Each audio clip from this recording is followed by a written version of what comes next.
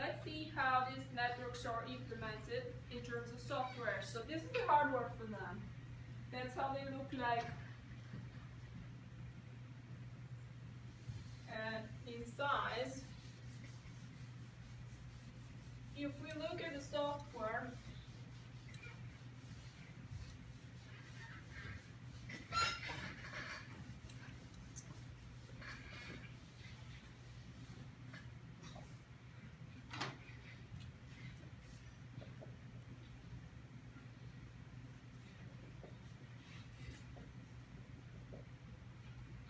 what we will notice is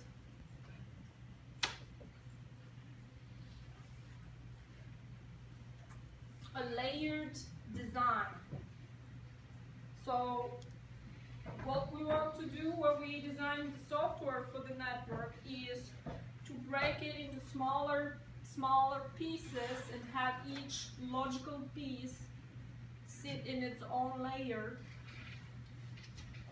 And the reason we do that is because we want to split the design problem into smaller manageable pieces. So we are like following divide and conquer strategy.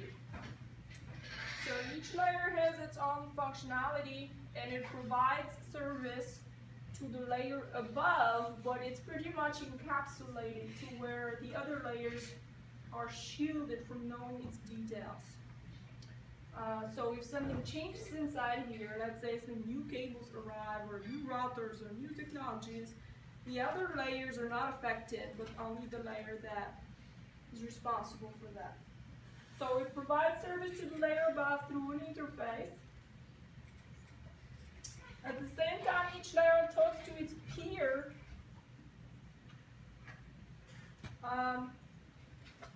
through what is called a virtual communication, because each layer thinks that it communicates directly with its peer on the receiving side, logically. Physically, that's not what happens. It starts from the top, so the message is sent from the very top layer and it's passed down through all the layers down until it gets into the physical layer, and then this is the sending machine. And on the receiving machine, when it's received, the message is passed up through all the layers until it gets to the top. And what is on the top is the application that sends that message. So this is how it looks like. Let's say we have application, let's say an email application that is trying to send an email. The M up there in layer 5 is the message that is written inside the email. So the application or the email program sends this message to layer 5. That's the application layer. Layer 5 passes it down to the layer underneath, and that layer attaches some control information to it in a header in front of the message. So layer 4 attached header 4 to the message. And this header is needed for the receiving machine to read the control information that's associated with it. For example, this would be connection identifier or a sequence number for that packet. And next passes it down to the layer underneath. Now this layer decided that the message is too big and has to be split into two pieces or it cannot pass through the network. So it's split it into two pieces and it attached a header to them. In the header it says these are two pieces now, and this is the first one and this is the second one.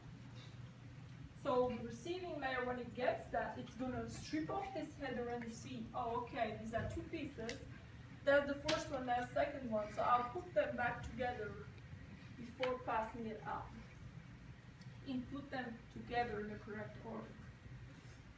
So after that, the message is passed down, the layer number 2 attached its own headers to it, and a trailer. and this information is intended for its layer 2 on the receiving machine. And finally, it was passed down from the sending or source machine through the physical layer or the lowest layer until it reached the destination. When the destination is reached, each layer strips off its header intended for it, reads the control information, and assembles the message back in the way it was supposed to be, and it passes it up until it reaches the receiving email application through the topmost layer. You may be wondering why we need all of these layers and all these headers.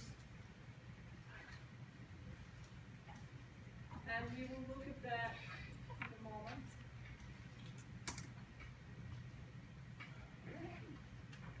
Let's see what these layers are. What are they supposed to be doing?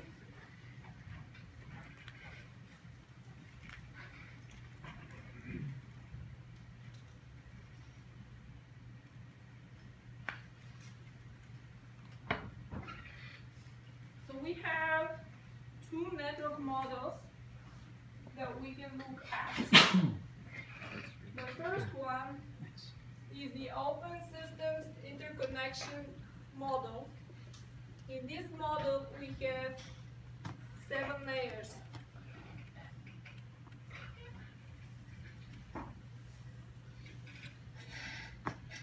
The first layer is the physical layer. So the physical layer deals with transmitting bits, zeros and ones, through either a cable or through the air.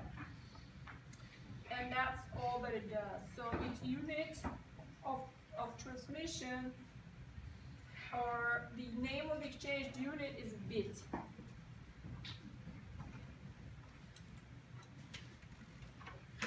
So it deals with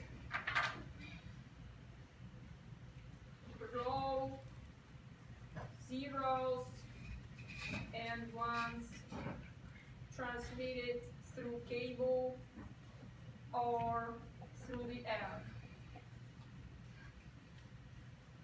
What the physical layer is doing. The next layer, number 2, is the data link layer.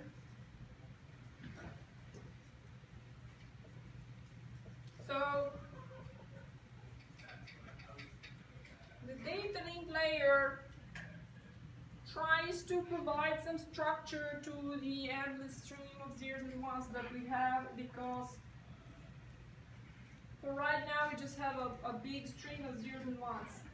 The data link layer tries to break it into frames and say this is the beginning of a frame, and this is the end of a frame that contains some logical information in it. So in the data link layer, we provide some structure to the endless stream of zeros and ones. So we place a beginning and an end of a message.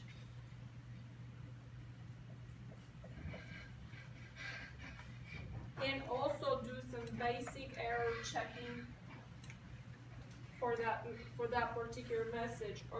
Once we attach beginning and end to it, that is a special sequence of bits that we place in the front and in the end, then that unit is called a frame. And it also has an address of the sending machine and the receiving machine. So it is using an address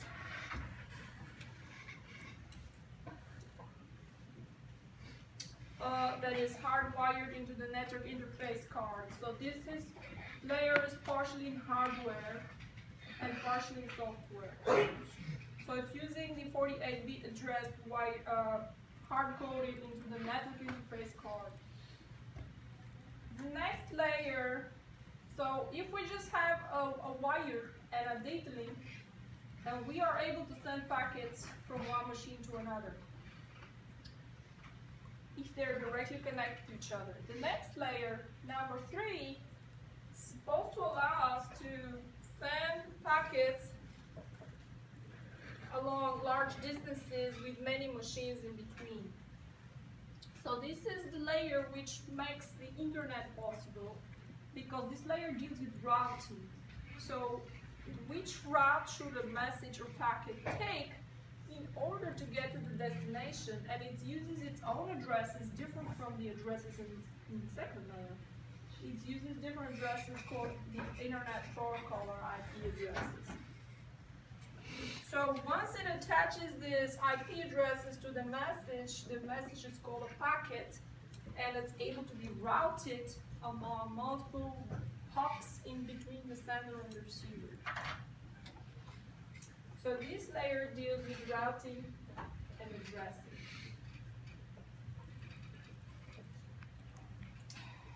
The layer number 4 is called the transport layer, according to the OSI model. And the reason we need this layer is, as you can see here, there is a box around these 3 layers called communication subnet boundary. And the reason we have this box is because these 3 layers that we just mentioned are outside of our control as a user of the network. So these are owned, this is equipment owned by the internet service providers, and we as users have no control over that. So if some of the packets are lost or they don't make it there, then there's nothing we can do. If we're not happy with the network quality, it's also nothing we can do. With this layer, the transport layer is on the client side. So that's the software that is part of the client machine that we can actually change or write the code for it if we want to. So let's say if some packets were lost, you could implement connections in this layer that will track the pieces and ask the sender to resend them if they're lost and recover them.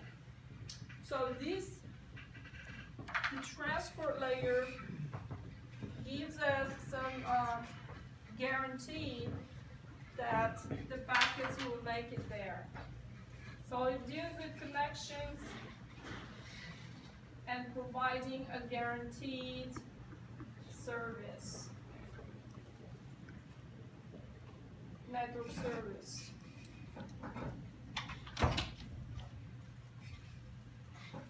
Next, according to the OSI model, we have a session layer, and this session layer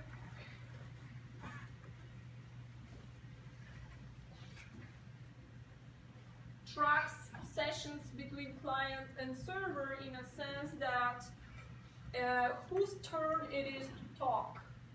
So we don't want all of them talking at the same time, so this layer will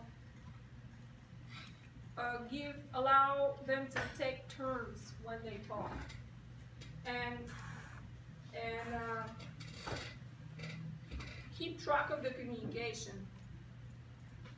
So session layer, we have here session layer data unit, allows them to take turns. And presentation layer has to do with semantics of the message or data that is being sent, because the network does not understand and it does not care about the meaning of the data that is being transferred through the network. So whatever is written in that email, if we're just saying happy birthday to a friend of ours, or if we are sending some funny picture or whatever in the world we wrote in there, the network doesn't care about its meaning, and it doesn't know what it means. So these layers supposedly should be able to help us understanding the meaning of the data.